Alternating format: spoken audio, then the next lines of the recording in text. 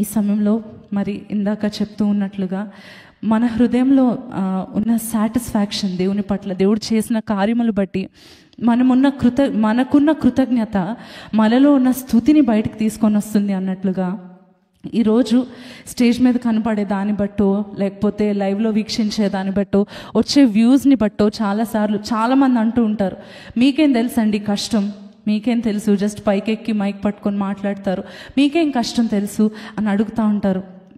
మేము పడే కష్టాలు మీకు ఏం అర్థమవుతాయని అడుగుతూ ఉంటారండి. కానీ ఈరోజు పాడగలుగుతున్నామంటే దేవుడు మా జీవితంలో చేసిన అద్భుతాలు ఏమీ లేని, లేకపోతే వేదనలో ఉన్న మా జీవితాలను దేవుడు ఎలా నింపాడో, ఎలా సంతృప్తితో నింపాడో వాటి బట్టి వచ్చే గీతములే అనేక మందిని తాకుతూ ఉన్నాయి. మరి నేను పుట్టిన కుటుంబము ఒక దైవజనునికి నేను పుట్టానండి, పాస్టర్ శామ్యుల్ కర్మోజీ గారికి.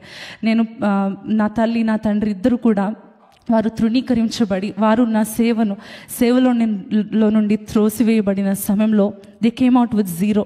దే స్టార్టెడ్ ఫ్రమ్ స్క్రాచ్ అంటారు కదండి. చాలా కష్టం కదా. ఇప్పుడు ఒక రెసిపీని అన్ని ఇంగ్రీడియంట్స్ రెడీగా ఉన్నాయి, లేకపోతే ఒక మంచిగా బ్యాటర్ రెడీగా ఉన్నప్పుడు దాన్ని బేక్ చేయడం is very easy. But if you are making it from scratch, అప్పుడు కదా తెలుస్తుంది ప్రతి మెజర్మెంట్ ఏది కరెక్ట్గా, ఏది ఎంత తీసుకోవాలో తెలుసుకుంటూ చేసుకుంటూ వచ్చినప్పుడు కదా తెలుస్తుంది కష్టం ఏంటో. అది చాలా సింపుల్ ఎగ్జాంపుల్ అయి ఉండొచ్చు compare to what my parents went through. మరి సో మచ్ రిజెక్షన్, చాలా పెయిన్, చాలా వేదనలోంచి, చాలా అవమానము, మనుషులు ఎదురుగుండానే మాట్లాడుతూ ఉన్నప్పుడు ఎదురుగా మొహం మీద తృణీకరిస్తూ మీ జీవితం ఎంత, మీరెంత అడుక్కొని తింటున్నారు అని చెప్పి మాట్లాడుతూ అనేకమైన మాటలు చెప్పలేనంత దారుణమైనవండి. వాటన్నిటిలో జీరోలో స్టార్ట్ చేసినప్పుడు మా మదర్ నాతో ఎప్పుడు చెప్తా ఉంటారు, when your a baby, just days baby ఉన్నప్పుడు మాకు ఎంత కష్టం ఉండిందంటే, ఎంత ఆకలి ఉన్నది అంటే, ఆ మాటలని వింటూ ఉన్నప్పుడు నువ్వు నా ఒడిలో ఉండేదాన్ని, నేను కాచిన కన్నీరు నీ చిన్న బట్టలు చిన్న వేస్తారు కదా జుబ్బా, అదంతా తడిచిపోయేది. ఆ చంటి బిడ్డ పైన నేను ఏడుస్తూ ఉండేదాన్ని, నీ పైన అలా ఎత్తుకొని ఏడ్చేదాన్ని. అంత భయంకరమైన మాటల్లోంచి మేము వచ్చాం నాన్న, దేవుడు మనల్ని అలా తీసుకొని వచ్చాడు అని చెప్తూ ఒక సంఘటన చెప్పారండి. when she was pregnant with me, నేను కడుపులో ఉన్న సమయంలో అంటూ ఉంటారు కదా, చాలా క్రేవింగ్స్ ఉంటాయి, తినాలి అనిపిస్తుంది అని చెప్పి. అన్నీ ఉన్న వాళ్ళకే ఏదో ఒకటి ఇంకా అది తినాలి ఇది తినాలి అనిపిస్తుంది. అలాంటిది బేసిక్గా అన్నం కూడా తినలేనంతగా, అంత ఖాళీ చేతులతో వాళ్ళు అయిపోయిన సమయంలో మమ్మీ వాజ్ ప్రేయింగ్ అంట, నాకు ఆకలేస్తుంది ప్రభువా, నా బిడ్డకి నాకు ఏదైనా దయచేయని చెప్పి అంత హీనమైన స్థితిలోకి, అన్నీ ఉన్నవారే అన్నీ కోల్పోయిన స్థితిలోకి వచ్చేసినప్పుడు ఎవరో పిలిచి వారి గడప మీదకి కనీసం పిలవకుండా సరిగ్గా వారి లెఫ్ట్ ఓవర్స్ అంటే ఇక్కడ అంటే left overs is a small word, కానీ ఇండియాలో ఎలా అంటే ఎవరో తిన్న ఎంగిలి అంటుంటారు కదండి, అటువంటిది ఒక ప్లేట్లో వేసి ఇస్తే కూర్చొని ఏడుస్తూ నేను తిన్నాను నాన్న. అటువంటి దానిలోంచి మనం వచ్చాము. అందుకే మర్చిపోకూడదు దేవుని మేలు అన్నప్పుడు ఈ యొక్క వాక్యం నాకు గుర్తొస్తూ ఉంటుందండి. 103వ కీర్తనలో కీర్తనకారుడు అంటున్న మాట, నా ప్రాణమా యెహోవాను సన్నుతించుము, ఆయన చేసిన ఉపకారములలో దేనిని మరువకము. ఆ రోజు అలా ఉన్నవారము. తర్వాత నా స్కూలింగ్, పుట్టినప్పటి నుంచి కష్టంలో ఉన్న నేను స్కూల్లో జాయిన్ చేయడానికి కూడా కాషన్ డిపాజిట్కి కూడా డబ్బులు, కాషన్ డిపాజిట్ అంటే తెలుసు కదండి, అది ఒక 500 ఆర్ సంథింగ్ అది పే చేయవలసిన పరిస్థితిలో మరి దాన్ని కూడా అప్పు చేయాల్సిన పరిస్థితి వచ్చి అటువంటి దాంట్లో నన్ను స్కూల్లో జాయిన్ చేశారండి. జాయిన్ చేసిన దగ్గర నుంచి ఎలాగో చదువుకుంటున్నాను, స్లోగా దేవుడు చర్చ్ ప్రారంభించారు, స్లోగా దేవుడు తల్లిదండ్రులు దీవించడం మొదలుపెట్టాడు. అలాగా 8th 9th ఆ టైంకి వచ్చేసరికి ఇంకా తెలుసు కదండి, సేవకుల పిల్లలు అనగానే ఒకలాంటి ప్రెషర్ ఉంటుంది, నువ్వు కూడా ఇదే చేయాలి, నువ్వు కూడా అదే చేయాలని చెప్పి. బట్ ఐ ఫెల్ట్ లైక్ నేను చేయను, ఎందుకంటే నా తల్లిదండ్రులు సేవకు ఒప్పుకోవడం వల్లే కదా. సేవ కోసమే నా మదర్ తన చదువును వదిలేసుకుంది, సేవ కోసమే మా ఫాదర్ అన్నీ వదిలేసుకున్నారు. నేనెందుకు చేయాలి, నేను చక్కగా చదువుకుంటాను అని చెప్పేసి అనుకుంటున్న సమయంలో నిజంగా అండి ఒక ఆపర్చునిటీ ఎలా అంటే, I use to sing in చర్చ్లో పాడుతూ ఉండేదాన్ని. పాస్టర్ కూతురు కదా, తప్పకుండా పాడాలని ఆంటీలు అందరూ కూడా ప్రెషరైజ్ చేయడం ఇదంతా ఉండేది. అదంతా పక్కన పెడితే పాడుతూ ఉండేదాన్ని. కానీ నాకు అంతగా ఇంట్రెస్ట్ ఎక్కడిది అంటే, ఎందుకు నేను ఇది చేయాలి అనే ప్రశ్న నాలో ఉండిపోయేది. దీనివల్ల it will only lead me to కష్టం, it will only lead me to pain. సేవ అంటే ఓన్లీ దీనికి లీడ్ చేస్తుంది అనే ఫీలింగ్తో నేను ఉండేదాన్ని. అయితే అలా ఉంటున్న సమయంలో డాడీ నన్ను ట్రైన్ చేయడం మొదలుపెట్టారు. నువ్వు పాడాలి అంటే నిన్ను ఉన్నతమైన స్థితికి తీసుకొని వెళ్తాడు. ఆయన నాకు వాగ్దానం ఇచ్చాడు, నీ నోట ఉంచిన మాటలు నీ పిల్లల నోటను వారి పిల్లల నోటను ఉంచుతానని మాట ఇచ్చాడు.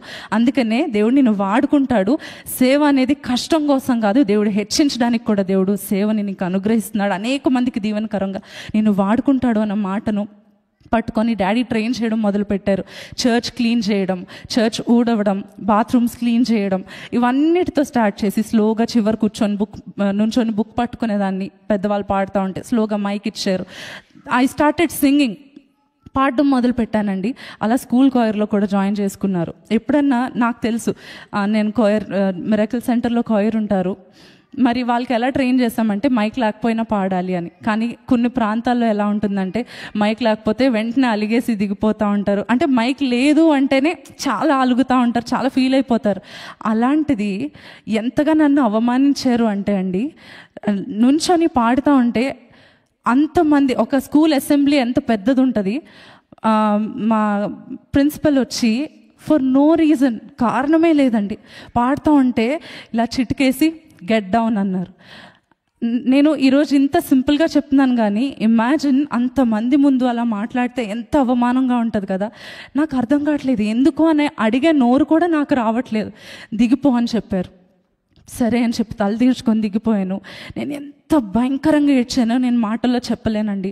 That walk down the stage was the most horrible one in my life. నా లైఫ్లో నేను నడిచిన ఒక దారుణమైన నడక అది అని నేను అనుకోవచ్చు.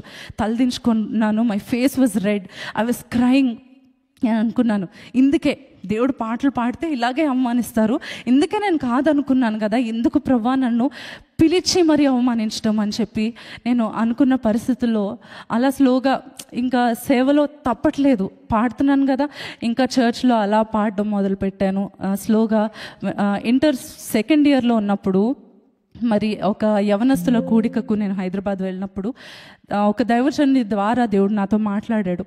నన్ను మా తమ్ముడిని దర్శించి ఇద్దరితో కూడా నేను మిమ్మల్ని పిలుచుకుంటున్నాను, మిమ్మల్ని నేను నియమించాను, మీరు నా సేవ చేయాలి, బూదిగంతాల వరకు నేను మిమ్మల్ని వాడుకుంటాను, మీరు చిన్నపిల్లలు అని మిమ్మల్ని మీరు అనుకోవద్దు, నేను మిమ్మల్ని వాడుకుంటాను అన్న మాట ద్వారా దేవుడు మాతో మాట్లాడిన సమయంలో సేవకు సమర్పించుకొని ప్రవ్వా నేను సేవ చేస్తాను, ఎంత కష్టం వచ్చినా నేను సేవ చేస్తాను అని చెప్పి ఇంటర్లో, అంటే వెన్ ఐ వాజ్ 17 ఉన్నప్పుడు నేను ఒప్పుకున్నాను. ఇంటికి వచ్చి ఆ మీటింగ్ నుంచి ఇంటికి వచ్చి మేము బోర్మని ఏడుస్తూ ఉన్నాం. 2 డోర్స్ దగ్గర నుంచొని నేను తమ్ముడు ఏడుస్తూ ఉంటే నాన్నగారు వచ్చి అడిగారు, ఏంటి నాన్న ఎందుకు ఏడుస్తున్నారు అంటే, తెలియదు డాడీ, కానీ నాకు మాత్రం సేవ చేయాలనే బలమైన తపన నాలో ఉంది, దేవుడు మాతో మాట్లాడుతున్నాడు అని చెప్పినప్పుడు ఇది పరిశుద్ధాత్మ దేవుడు మీతో మాట్లాడుతున్న మాట, అందుకనే సేవను ఎప్పుడు విడిచిపెట్టకండి, తప్పకుండా మీరు సేవ చేయండి, ఎప్పుడు మేము మిమ్మల్ని సపోర్ట్ చేస్తామని చెప్పి తల్లిదండ్రులు మాట్లాడుతూ వచ్చారు. ఆ సమయంలో నేను నా ఫస్ట్ మెసేజ్ చెప్పానండి. నా టీచర్స్ డేకి ఊరికే స్టార్ట్ చేయాలి కదా, సేవ అన్నారు కదా, స్టార్ట్ చేయాలి. సో నా first message it was about teachers day. దేవుడు ఎలా ఒక టీచర్గా ఎలా దేవుడు నిలబెట్టుకున్నాడు అని చెప్పి, ఆయన ఎలా ఒక బోధకుడుగా ముందుకు వచ్చాడు అనే దాని గురించి నేను చూస్తూ వచ్చిన సమయంలో నేను దాని గురించి ధ్యానించి ఒక చిన్న వర్తమానం రిలీజ్ చేసినప్పుడు నేను అనుకున్నాను, చిన్నప్పటి నుంచి నాన్న నువ్వు సేవ చేయాలి, నాన్న నువ్వు చాలా బాగా పాడతావు అని చెప్పి బుగ్గలు పట్టుకొని ముద్దులు పెట్టే ఆంటీలు అంకుల్స్ వీళ్ళందరూ చాలా నన్ను ప్రోత్సహిస్తారు, అందరూ మురిసిపోతారని అనుకున్నానండి. కానీ నేను బైబిల్ నుంచి ప్రిపేర్ అయ్యే ఒక మాట చెప్పి ఒక 17-year-old నేను అది చెప్పినప్పుడు, అంటే నన్ను ప్రోత్సహిస్తారు అనుకునే వాళ్ళు మౌనంగా ఉండడం కాకుండా భయంకరమైన మాటలు మాట్లాడారు. నేను ఆశ్చర్యపోయాను, ఏంటి ఇంత దారుణంగా కూడా మాట్లాడగలుగుతారా అని చెప్పి. అటువంటి తృణీకరణలు ఎలా మాట్లాడారంటే తను హెచ్చించుకోవడానికి వచ్చింది, తిను కూడా ఫేమస్ అవ్వడానికే వచ్చింది అని చెప్పి. బట్ మై ఇంటెన్షన్ వాజ్, నేను ఒక మాట చెప్తే చిన్న పిల్లల నుంచి అయినా నా వయస్కులైనా కనీసం వారు ఇన్స్పైర్ అవుతారు, దేవుని వైపు త్రిప్పబడతారనే ఒక తపనతో నేను ముందుకు వచ్చినప్పుడు దాన్ని కూడా తృణీకరించడం మొదలుపెట్టారు, అసహ్యంగా మాట్లాడడం మొదలుపెట్టారు. చిన్న వాటిని, అనవసరమైన వాటిని ఎత్తి చూపించి వల్గర్గా కామెంట్స్ చేయడం మొదలుపెట్టారండి.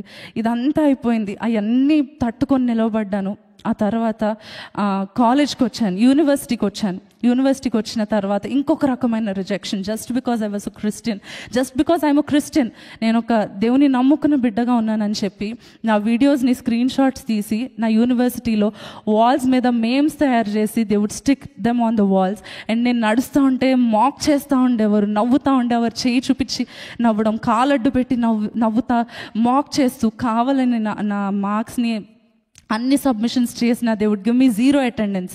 అటువంటి అంతలాగా నా పైన కాలేజ్ వారు అందరూ కూడా పగపట్టి నన్ను తృణీకరించడం మొదలుపెట్టినప్పుడు అప్పుడు ఇంకొక సిచ్యువేషన్తో నేను కొట్టబడ్డాను.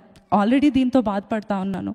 ఇంకో వైపు నుంచి నా పైన భయంకరమైన వీడియోస్ డబ్బులు ఇచ్చి మరీ చేపిస్తూ, అసహ్యంగా వల్గర్గా చేపిస్తూ, బట్టలు ఇప్పినట్టు మాట్లాడుతూ, భయంకరంగా మాట్లాడుతూ ఉన్నప్పుడు నేను అనుకున్నాను నాకు చావే శరణము.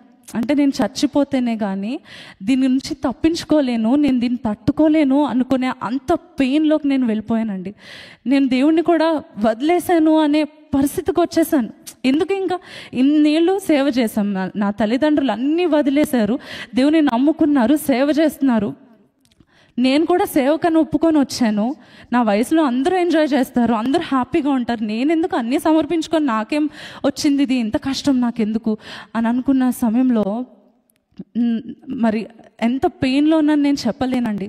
ఆల్రెడీ కాలేజ్లో ఉన్న రిజెక్షన్, యూట్యూబ్లో భయంకరంగా ట్రోల్స్ చేస్తూ ఉన్నారు, అసహ్యంగా మాట్లాడుతున్నారు, దైవజనులను పిలువబడి అని పేరు పెట్టుకొని మరి అసహ్యంగా మాట్లాడేవారు ఉన్నారు. ఇంకోవైపు ఏమైందంటే ఒక ఎర్లీ మార్నింగ్, ఒక సండే మార్నింగ్, రీసెంట్గా సండే మార్నింగ్ 5 o'clockకి అరౌండ్ 3 o'clock, మరి ఇదే ఫస్ట్ టైం అండి, ఐ థింక్ నేను ఫస్ట్ టైం దీని గురించి చెప్పడము బయట, మరి లైవ్లో కానీ చర్చ్లో కానీ.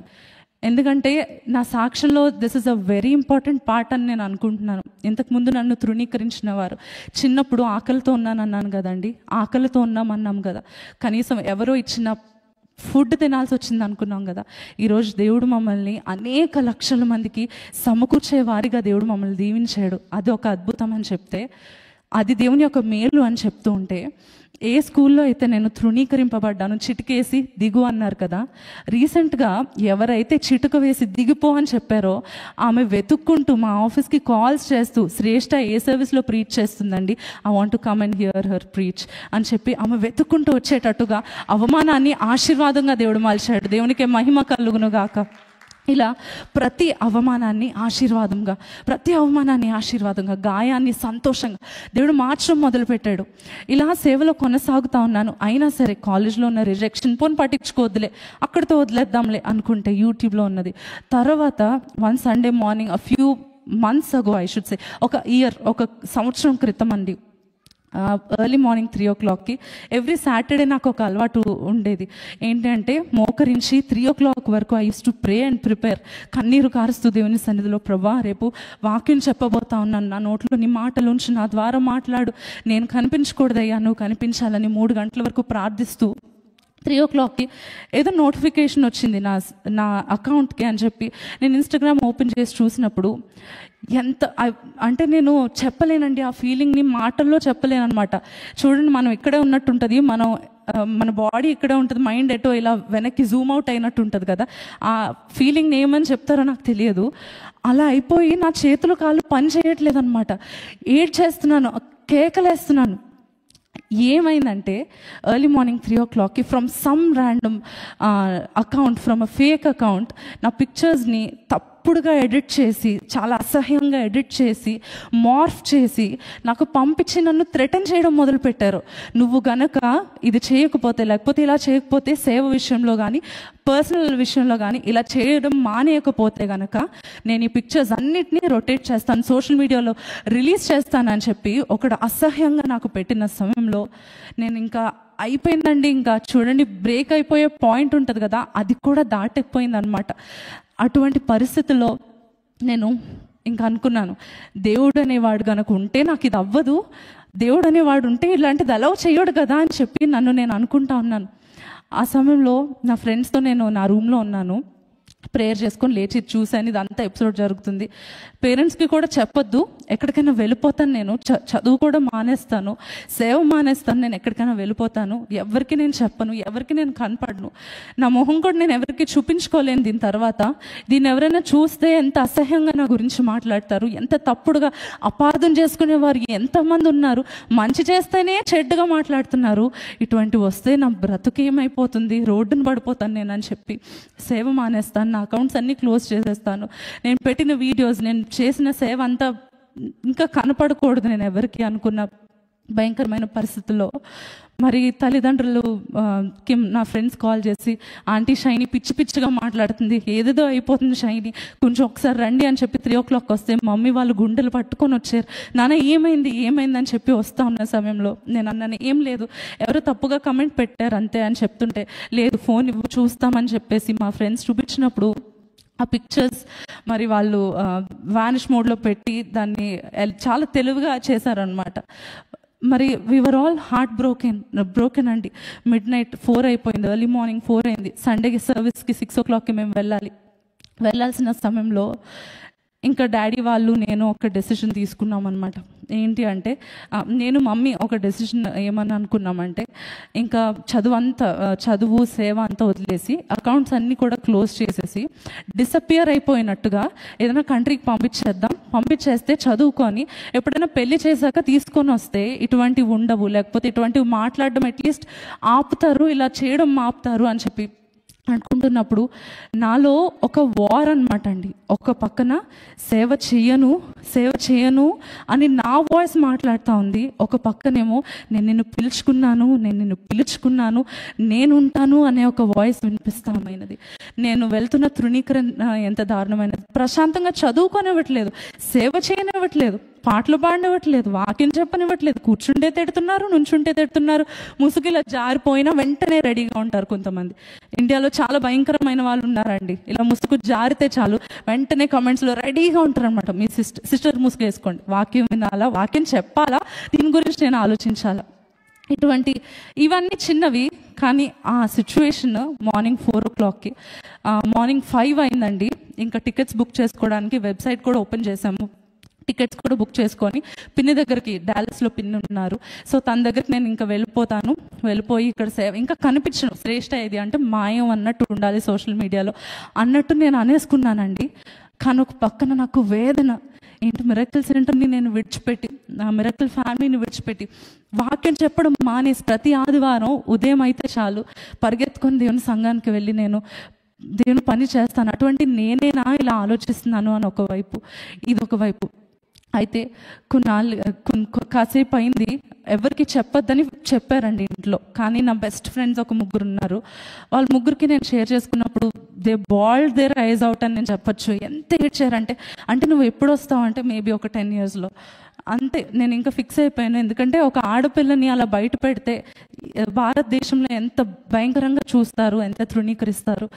అటువంటి పరిస్థితిలో మార్నింగ్ 5కి డిసైడ్ అయ్యి ఫ్రెండ్స్కి చెప్పాను నేను వెళ్తున్నాను. ఆ 3కే తెలుసండి.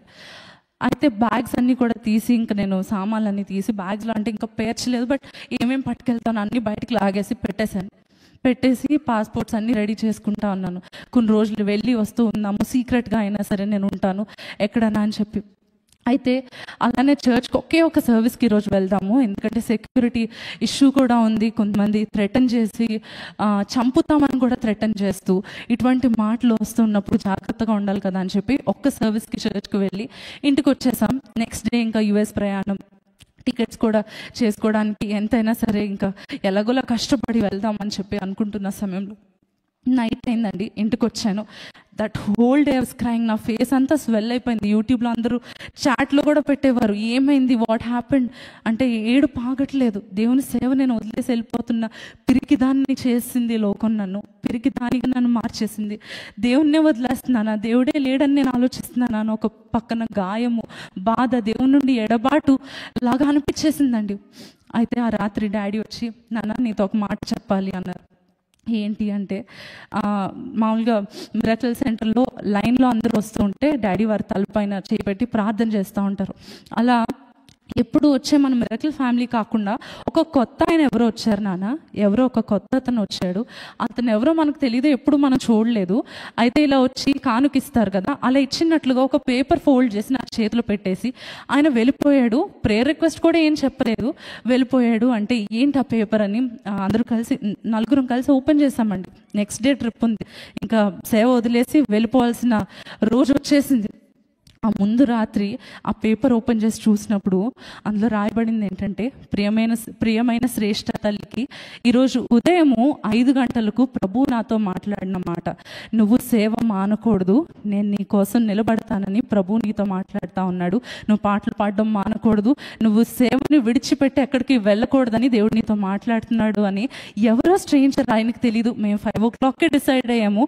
ఆయనకి 5 o'clockకే పరిశుద్ధాత్మ దేవుడు మాట్లాడి, సేవలో దేవుడు నిన్ను వాడుకోబోతున్నాడు, తృణీకరణలన్నీ కూడా నిన్ను హెచ్చించడానికే అని దేవుడు నీతో చెప్పమన్నాడు తల్లి అని చెప్పి ఇట్లు అని చెప్పి కింద రాయకుండా వదిలేసి వెళ్ళిపోయాడండి. నేను అనుకుంటున్నాను దేవుని దూతే వచ్చి దేవుని యొక్క వర్తమానమును, దేవుడు నా కొరకు మాట్లాడిన మాటను తీసుకొని వచ్చి వెళ్ళిపోయాడేమో అని చెప్పి కదండి.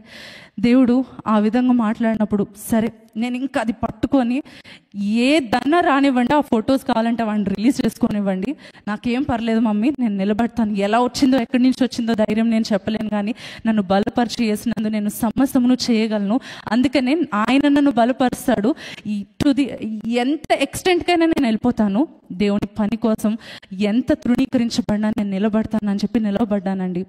మరి ఇదైన కొన్ని నెలలకే మా రిలేటివ్స్, మా మామయ్య వాళ్ళు కాకినాడలో ఉన్నారు. వాళ్ళు మరి అంకిత్ రెడ్డి గారి యొక్క సంబంధం తీసుకొని వచ్చారనమాట. తీసుకొని వచ్చి ఈ అబ్బాయి అయితే బాగుంటాడమ్మా అని చెప్పుకున్న సమయంలో అప్పటికే చాలా సంబంధాలు వస్తూ ఉన్నాయి. దేనికోసం ఎటువైపు చూడాలో ఏది చేయాలో తెలియదు. 16 years నుంచి అంటే సేవలో ఉండేసరికి బయటకు ఎక్కువ కనిపిస్తూ ఉంటాం కదా, చాలామంది ప్రపోజల్స్ పంపిస్తూ ఉండేవారు. కానీ ఏది చేసుకోవాలో అర్థం కాని పరిస్థితుల్లో నేను ప్రార్థించేదాన్ని, ఫాస్టింగ్ ఉండి ప్రేయర్ చేసుకునేదాన్ని. చేసుకుంటూ అంటే రోజు ఒక టైం పెట్టుకొని ఫాస్టింగ్ ఉండి ప్రేయర్ చేసుకునేదాన్ని. దేవా, నా జీవితంలోనికి నువ్వెవరిని పంపిస్తావో వారి ద్వారా నేను సేవ తగ్గించకూడదు, కానీ ఇంకా ఎక్కువగా నేను వాడబడాలి, కలిసి మేము వాడబడాలి. అటువంటి ఒక మంచి దైవజనుని పంపించు ప్రభా, నేను ఆ సేవ ఆగిపోకూడదు, లేకపోతే ఒక మామూలుగా స్టేగ్నెంట్గానో లేకపోతే పేరు కోసం సేవ చేసేవారుగానో కాకుండా నాకు ఒక మంచి హస్బెండ్ని పంపించు అని చెప్పి ప్రార్థిస్తున్న సమయంలో ఈ యొక్క సంబంధం వచ్చిందండి. సంబంధం వచ్చినప్పుడు అంకుల్ వాళ్ళ ఫ్యామిలీ, మా మామయ్య గారు వాళ్ళ ఫ్యామిలీ, మా ఫ్యామిలీకి ఆల్మోస్ట్ 20 years నుంచి తెలుసు. కానీ వారికి ఒక కొడుకున్నారన్న విషయం మాకు తెలియదు అనమాట. అంటే డాటర్ ఉన్నారు, వదిన గురించి మాకు తెలుసు, చాలా అద్భుతమైన పాటలు, అద్భుతమైన వర్తమానాలు చెప్తూ ఉంటారు.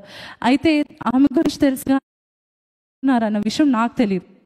కొన్ని రోజులకు ఇది వచ్చిన తర్వాత నేను కొన్ని పిక్చర్స్, ఎవరు అసలు వీళ్ళ అబ్బాయి, ఓకే వీళ్ళ అబ్బాయి అని చెప్పి ఇన్స్టాగ్రామ్ అంతా చూస్తూ ఉన్న సమయంలో చూడ్డానికి అంతా బాగానే ఉన్నారు, కానీ పాష్గా ఉంటారేమో, సేవ మీద ఇంట్రెస్ట్ ఉండదేమో, ఈ ఫోటోగ్రఫీ పిచ్ ఉన్నట్టుంది, సేవ మీద ఏం ఇంట్రెస్ట్ ఉంటుంది అని చెప్పి నేను అనుకుంటూ, నేను అంటే ఫోటోగ్రఫీ మీద ఇష్టం, చాలా ఇష్టం ఉన్నట్టు అనిపిస్తున్నారు, ఏముంటుంది సేవ మీద ఇష్టం అని చెప్పి మమ్మీతో మాట్లాడుతూ వచ్చాను అనమాట. మమ్మీ నీకు తెలుసా అంటే, నేను ఒకసారి పోస్టర్లో చూసాను నాన్న, అంతే తప్ప అబ్బాయివి ఏం తెలీదు, కొన్ని వాక్యాలు డాడీ అప్పుడప్పుడు విన్నారు అని చెప్పి మమ్మీ చెప్పారు.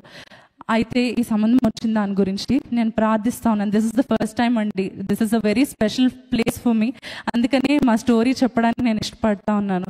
అయితే నేను ఎంత స్ట్రిక్ట్ ఫాస్టింగ్ చేశానంటే ఆల్మోస్ట్ 1 week ఓన్లీ వాటర్ తాగాను, ఓన్లీ వాటర్తో ఫాస్టింగ్ ఉండి, ప్రవ్వా ఎట్టి పరిస్థితుల్లో నేను తప్పడుగు వేయకూడదు, చూడ్డానికి బాగున్నారని, ఆల్రెడీ సేవలో ఉన్నారు కాబట్టి నేను చేసుకోకూడదు, కానీ నా కోసం నువ్వు నియమిస్తేనే నేను చేసుకోవాలి, నాకు స్పష్టంగా నీ వాక్యం ద్వారా నాతో మాట్లాడని చెప్పి 1 వారం రోజులు నేను ఫాస్టింగ్ ఉండి కన్నీటితో దేవుని పాదాల చెంత. ఇప్పటివరకు మనుషులు నన్ను తృణీకరించారు, అందరూ నన్ను గాయపరిచారు. ఎలా ఉండాలంటే ప్రవ్వా, కలకనిన వారి వలె నుంటిమి అన్న మాట మనం ఇజ్రాయెల్ నుంచి బానిసత్వంలో నుంచి బయటకు వచ్చిన తర్వాత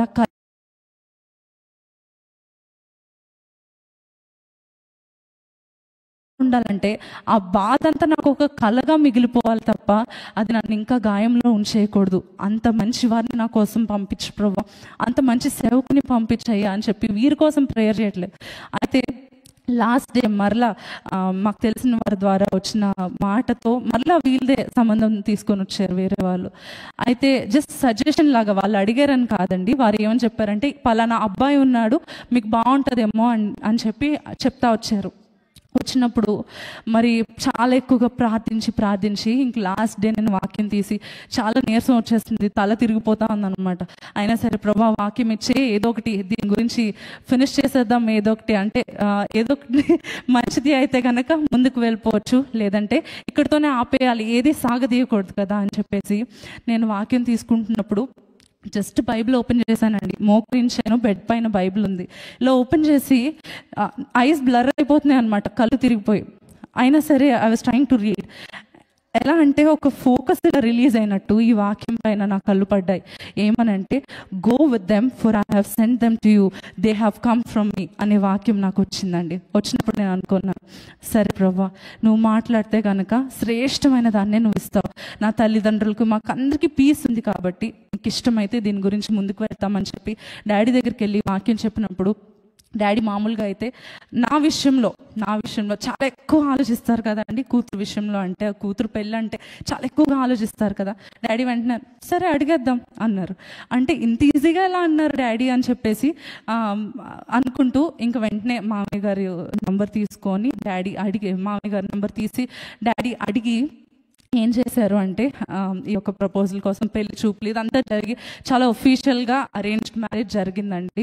మరి లైవ్లో వీక్షిస్తున్న వారికి ఇక్కడ వారందరికీ కూడా చెప్తున్నాను, దేవుని యొక్క కృప చేత మరి నేను ప్రార్థించిన దానికి అడుగు వాటికంటేను ఊహించు వాటికంటేను అత్యధికంగా దయచేవాడు మరి మా హస్బెండ్ అంకిత్ గారిని దేవుడు నాకు దయచేశాడు. వారి యొక్క కుటుంబం ఎంతగా నన్ను ప్రేమించే కుటుంబం అంటే, సేవలో ఎంతగా నన్ను ప్రోత్సహించే కుటుంబం అంటే, ఇంకా పరిచయం నాకు ఎక్కువగా అత్తమ్మతో లేనప్పుడు నేను అనుకునేదాన్ని ఏ మీటింగ్కి వెళ్ళాలన్నా సరే పర్మిషన్ అడిగి స్ట్రిక్ట్గా ఉంటారేమో అని. కానీ ఎంతగా నన్ను ప్రోత్సహిస్తారు అత్తమ్మ మామయ్య అంటే, అమ్మ నెక్స్ట్ డే మీటింగ్ మేమే నీకోసం అరేంజ్ చేపిస్తాము, ఎక్కడికి వెళ్తారు నాన్న, నువ్వు ఎక్కువ వాడుబడతాలి, ఎక్కువ ప్రార్థన చేసుకో, ఇద్దరు ప్రార్థన చేసుకోండి. ఇలా స్టేజ్ మీదకి వచ్చే ముందు కూడా ఎంత ప్రేమగా నాకు టెక్స్ట్ పెట్టారంటే, ఇప్పుడు వాళ్ళకి ఆల్రెడీ లేట్ నైట్ అయిపోయింది కానీ ఎంతో ప్రేమతో పెట్టారంటే, తల్లి చక్కగా వాడబడండి, ప్రేయర్ చేసుకొని వెళ్ళమ్మా, చక్కగా my beautiful doll and my handsome prince ఇద్దరు వెళ్ళి వాడబడండి దేవుని కోసం, షైన్ ఫర్ జీసస్ అని చెప్పి